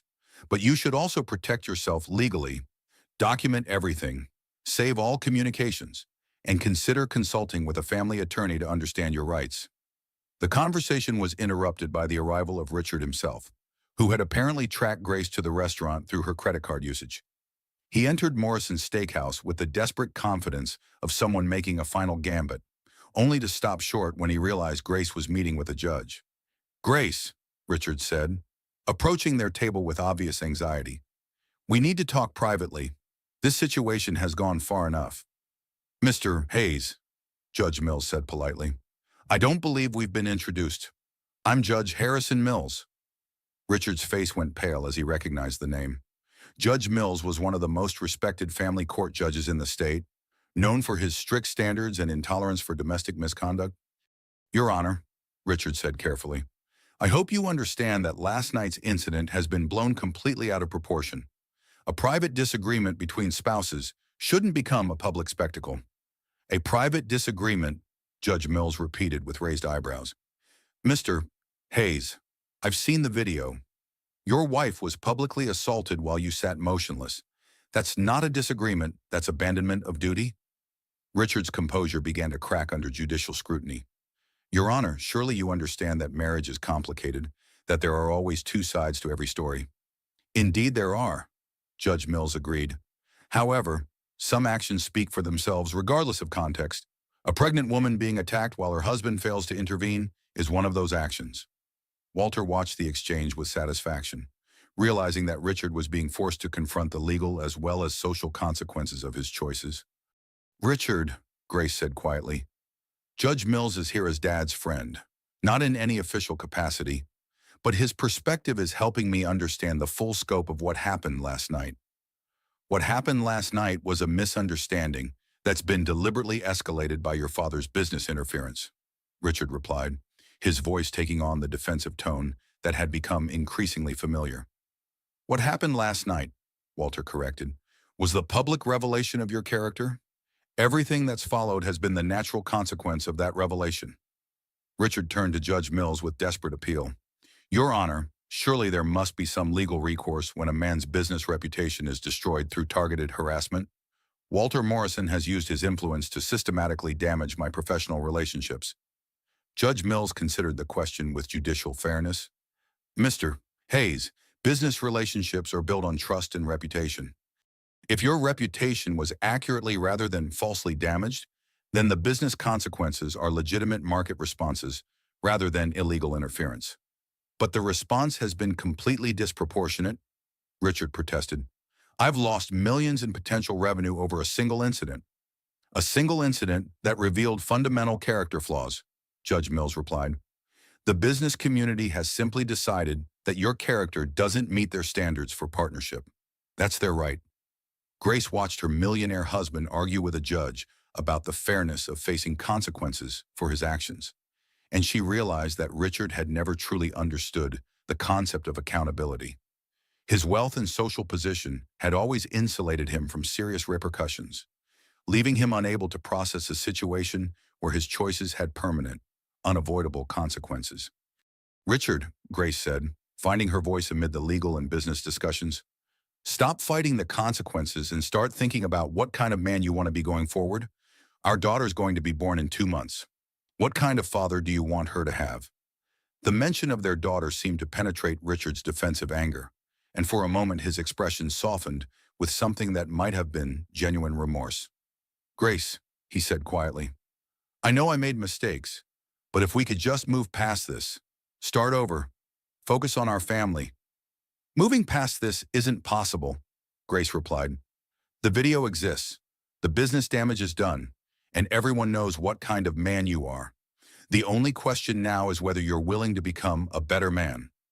Richard looked around the table at his estranged wife, her protective father, and a judge who represented the legal system standards for acceptable behavior. He was facing a coalition of people who demanded accountability rather than excuses, character rather than convenience. "What would it take?" he asked finally. "What would I have to do to prove that I can be better?" Grace felt her heart break a little at the question, because it revealed how completely Richard had misunderstood the situation. He was still thinking in terms of performance and negotiation, rather than genuine transformation. "Richard," she said gently, "you can't prove you're a better man. You have to actually become one. And that's something only you can decide to do." The next morning brought an unexpected visitor to Morrison's steakhouse. Dorothy Mae Morrison, Grace's mother and Walter's ex-wife, arrived precisely at 9 o'clock with the determined expression of a woman who had spent the night making difficult decisions about family loyalty and maternal protection. Grace hadn't seen her parents in the same room for nearly 6 years, not since their bitter divorce had split the family into opposing camps. But the sight of her wine-stained daughter on viral video had apparently overridden Dorothy's long-standing grievances against her ex-husband. "Grace, sweetheart," Dorothy said, immediately enveloping her pregnant daughter in a fierce maternal hug. "I came as soon as Claire called me. Are you all right? Is the baby all right?" "We're both okay, Mom," Grace replied, feeling like a child again in her mother's protective embrace. "It was just horrible, so public and humiliating." Dorothy pulled back to examine her daughter's face with the clinical attention of someone assessing emotional damage. "You look tired, stressed. Have you been sleeping, eating properly?" "She's been staying here at the hotel," Walter interjected, approaching his ex-wife with the careful courtesy of two people navigating complicated history. "Full room service, medical monitoring, everything she needs." Dorothy turned to acknowledge Walter for the first time, her expression complex with old pain and current gratitude. "Walter, thank you for taking care of her. She's my daughter, too," Walter replied simply. "Our daughter." The emphasis on shared parenthood wasn't lost on anyone in the room. Despite their personal conflicts, Walter and Dorothy had created something beautiful together, Grace and the grandchild she carried. "I saw the video," Dorothy continued, her voice hardening with maternal fury. "I saw that woman throw wine at my pregnant daughter while her husband sat there like a statue. I've never been so angry in my life." "Join the club," Walter said grimly. "Richard's discovering that actions have consequences." Dorothy studied her ex-husband with newfound respect. "I heard about the business consequences. The restaurant blacklisting, the canceled partnerships, the investment withdrawals. Very thorough." "I protect my family," Walter replied. "Always have." The conversation carried undertones of their old marriage, Walter's fierce protectiveness that Dorothy had found both comforting and overwhelming, the intensity that had both attracted and exhausted her during their 25 years together. "Grace," Dorothy said, settling into a chair beside her daughter, "I need to tell you something. I've been in contact with Richard's mother." Grace's eyes widened with surprise. "You talked to Maureen?" "3 times since last night," Dorothy confirmed. "We may not agree on much, but we both have a grandchild to consider. Maureen is, not pleased with her son's behavior." Walter looked intrigued by this development. "What kind of collaboration are we talking about? The kind where two mothers put aside their differences to protect a pregnant woman and her unborn child?" Dorothy replied firmly. "Maureen has resources. I have perspective. And together we can ensure that Grace and the baby are protected regardless of what happens with the marriage." Grace felt overwhelmed by the sudden alliance forming around her. People who had spent years avoiding each other were now coordinating their efforts to shield her from the consequences of Richard's choices. "What does that mean practically?" Grace asked. "It means you have options," Dorothy explained. "Maureen is prepared to ensure financial security for you and the baby. Whether or not you stay married to Richard, I'm prepared to provide emotional and practical support. Your father is handling social and business protection." "And Richard?" Grace asked. "Richard gets to decide whether he wants to be part of this family support system or outside of it," Walter replied. "But either way, you and Charlotte are protected." The conversation was interrupted by Claire's arrival with legal documents and a grim expression. "Grace, you need to see this. Richard filed for emergency custody of the baby this morning." The words hit Grace like a physical blow. "Emergency custody. The baby isn't even born yet. He's claiming that your father's business interference has created emotional instability that could endanger the pregnancy, Claire explained, reading from the legal filing. He wants court-ordered restrictions on Walter's contact with you and mandatory family counseling for you both. Dorothy's face flushed with indignant rage. He allows his mistress to assault his pregnant wife, then claims she's emotionally unstable. The audacity is breathtaking. Walter's expression turned dangerously calm. Richard is trying to use the legal system to regain control after losing everything else. Classic abuser tactics. I'm not unstable, Grace said, her voice growing stronger with defensive anger. I'm stressed because my millionaire husband betrayed me and allowed his mistress to humiliate me in public. That's a rational response to an irrational situation. Of course it is, Dorothy soothed. Any reasonable person would be upset by such treatment. Judge Mill, who had remained at the restaurant to observe the family dynamics, spoke up from his position at a nearby table. Mrs. Hayes, Mr. Hayes's emergency filing is legally frivolous and ethically questionable. No judge will grant custody restrictions based on these circumstances. Why is he doing this? Grace asked, though she suspected she knew the answer. Desperation, Walter replied. Richard has lost his business relationships, his family support, and his social standing. The only leverage he has left is the threat of legal action regarding his child. It's also distraction, Judge Mills added. By filing custody motions, he shifts the narrative from his misconduct to your alleged instability. It's a common strategy among men facing consequences for domestic abandonment. Grace felt the baby kick strongly, as though responding to the stress and anger surrounding the discussion of her future welfare. The child wasn't even born yet, and she was already being used as a pawn in her parents' deteriorating relationship. I won't let him do this, Grace said firmly, surprising everyone with the steel in her voice. I won't let Richard use our daughter as a weapon to avoid accountability for his choices. What do you want to do? Dorothy asked gently. I want to meet with him, Grace decided, face to face, with witnesses, and give him one final opportunity to choose between being a real husband and father or being completely removed from our lives. Walter looked concerned. Grace, are you sure you're ready for that kind of confrontation? I'm ready for resolution, Grace replied. One way or another, this situation needs to end. Our daughter deserves to be born into clarity rather than chaos. Maureen Hayes arrived at the restaurant an hour later. Having been summoned by Dorothy for their unprecedented collaboration, the two mothers approached each other with the wary respect of former adversaries united by common purpose.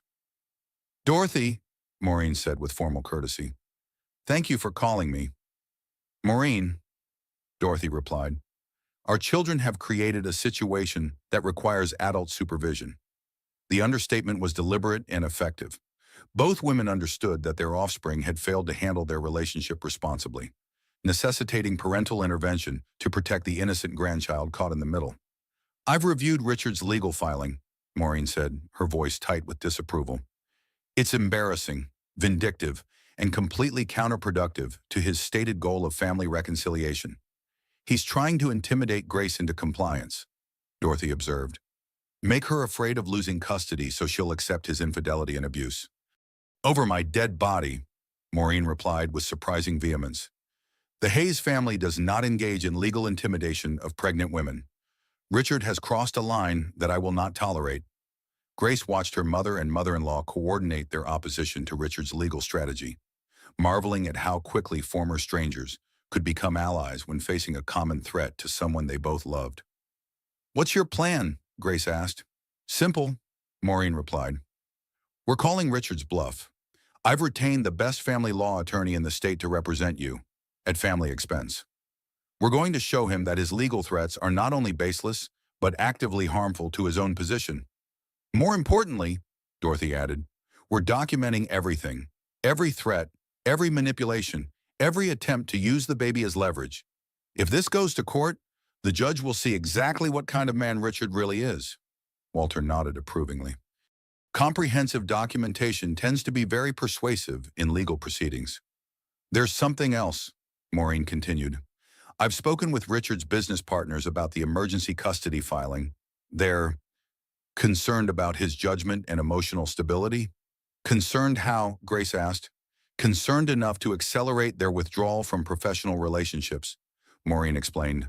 A man who files frivolous custody motions against his pregnant wife while his business empire collapses is not someone they want to be associated with.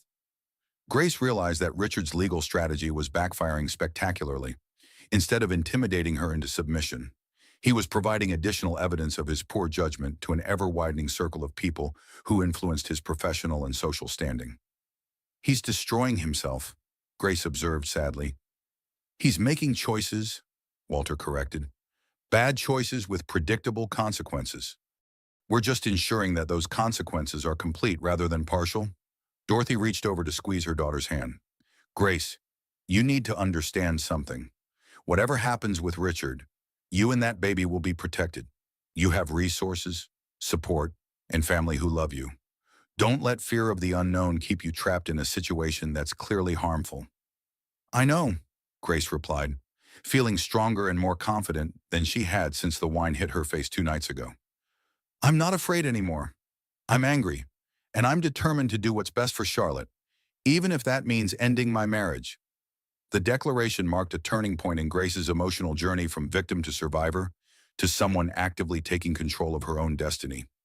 Around the table, the unlikely alliance of her divorced parents and estranged mother-in-law nodded with approval and determination. Richard Hayes was about to discover that attacking a pregnant woman surrounded by people who loved her was the worst strategic decision he could have made. At 2:30 in the morning on Friday, Grace Morrison Hayes went into labor. The contractions began as she was reading Richard's latest legal filing, a document so vindictive and desperate that even his own attorney had reportedly advised against submitting it. The irony wasn't lost on her that the stress of her millionaire husband's continued attacks on her character was potentially triggering the early arrival of their daughter. Dad, Grace called from her suite at the Morrison Hotel, doubling over as another contraction hit with surprising intensity. I think it's time. Walter appeared in her doorway within seconds, already reaching for his phone to call 911. Behind him, Claire emerged from the guest bedroom, where she had been staying to monitor Grace's condition. How far apart are the contractions? Claire asked, immediately switching into crisis management mode. 3 minutes, Grace gasped, gripping the back of a chair as another wave of pain rolled through her body. They started about 20 minutes ago, but they're getting stronger fast. Walter was already coordinating with emergency services while simultaneously calling Grace's obstetrician. The efficiency of his response reminded Grace why he had been so successful in business when crisis struck. Walter Morrison took immediate, comprehensive action. Ambulance is on the way, Walter reported. Dr. Santos is meeting us at the hospital. Everything's going to be fine. Sweetheart. As they waited for the ambulance, Grace found herself thinking about how different this moment was from what she had imagined during her pregnancy. She had envisioned Richard holding her hand, coaching her through contractions, sharing the excitement and terror of their child's arrival. Instead, her father and best friend were her support system, while her millionaire husband was presumably asleep in the house she no longer considered home. Should we call Richard? Claire asked gently, voicing the question Grace had been avoiding. Grace considered this as another contraction, peaked and subsided. Call him, she decided. Whatever else he is, he's her father. He should have the chance to be there for her birth. Walter made the call while they traveled to the hospital, reaching Richard's voicemail and leaving a terse message. Grace is in labor. St. Mary's Hospital. If you want to meet your daughter, be there. By the time they reached the hospital, Grace's labor was progressing rapidly. Dr. Santos confirmed that baby Charlotte was eager to meet the world, arriving 3 weeks early but apparently healthy and strong. Everything looks good, Dr. Santos assured Grace as they prepared for delivery. She's a bit early, but her heart rate is strong and she seems ready for this journey. The delivery room filled with supportive voices, Walter holding his daughter's hand, Claire documenting every moment with photos, Dorothy arriving just in time after driving through the night, and even Maureen Hayes appearing with flowers and fierce grandmother determination. Richard arrived 20 minutes before Charlotte was born, disheveled and obviously awakened from sleep by Walter's message. He entered the delivery room tentatively, unsure of his welcome after days of legal threats and emotional manipulation. "Grace," he said quietly, approaching her bedside with unexpected humility. "How are you feeling?" "Like I'm about to have a baby," Grace replied, managing a small smile despite the pain. "Your daughter apparently decided she didn't want to wait any longer." For a moment, Richard's face showed genuine emotion, wonder, fear, and something that might have been love for the child they had created together. It was the first authentic expression Grace had seen from him since the night at Morrison's steakhouse. "I'm sorry," Richard said suddenly, the words seeming to surprise him as much as everyone else in the room. "For everything. For Amber. For that night. For the legal filing. I've been, I've been trying to win instead of trying to be better." Grace looked at her husband, really looked at him and saw exhaustion, regret, and the beginning of self-awareness that might eventually lead to genuine change. "Richard," she said gently, "we can talk about all of that later. Right now, let's just focus on welcoming our daughter safely into the world." Charlotte Morrison Hayes was born at 4:17 a.m., weighing 6 pounds and 2 ounces, with her grandfather's determined chin and her mother's gentle eyes. When Dr. Santos placed the tiny, perfect baby on Grace's chest, the delivery room fell silent with the awe that accompanies new life. "Hello, Charlotte," Grace whispered, tears streaming down her face as she looked at her daughter for the first time. "Welcome to your complicated but loving family."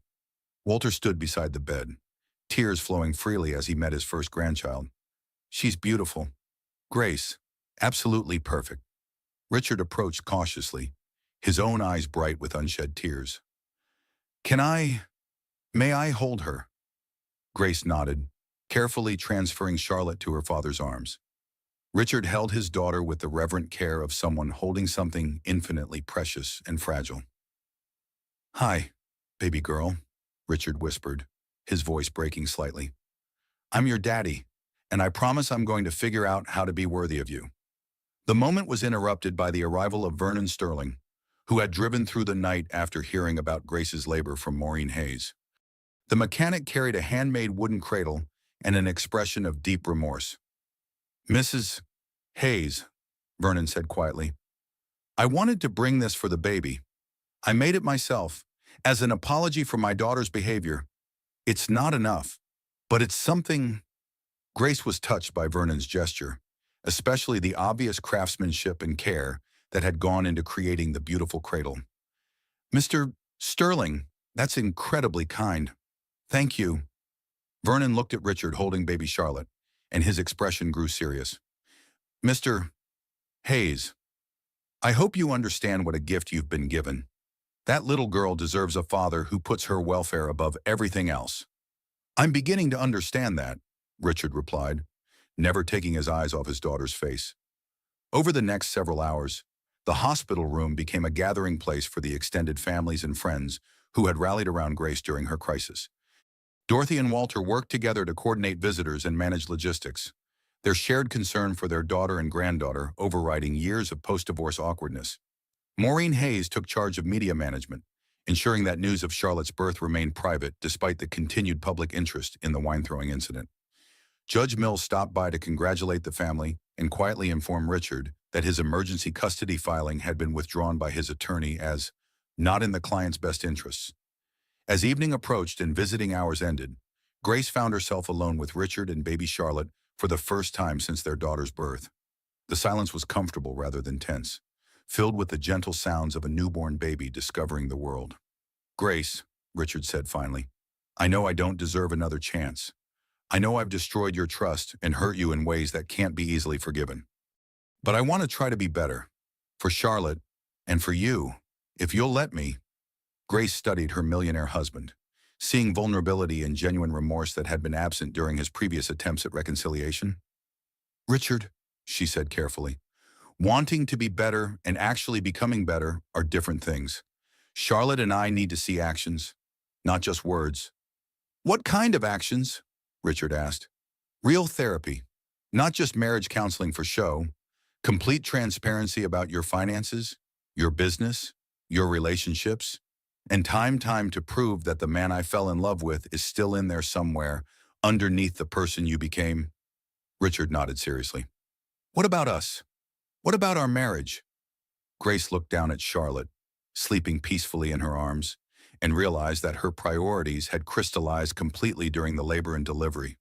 Our marriage is going to be whatever we make it, Grace replied. But my first priority is raising our daughter in an environment where she learns that she deserves to be treated with respect, loyalty, and love. If you can be part of creating that environment, then we'll figure out the rest as we go. And if I can't, Richard asked quietly, then Charlotte and I will create that environment without you, Grace said firmly. I won't let her grow up thinking that love means accepting betrayal or that marriage means sacrificing dignity. Richard absorbed this ultimatum without defensiveness or anger, seeming to understand that Grace was offering him an opportunity rather than making threats.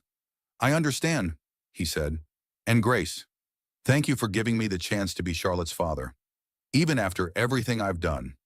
3 months later, Grace sat in Morrison's steakhouse with baby Charlotte sleeping in her carrier, watching her father train new servers in the art of hospitality excellence. The restaurant had become Charlotte's second home, with Walter's staff competing to spoil their boss's granddaughter and Grace finding peace in the familiar surroundings where her family's healing had begun.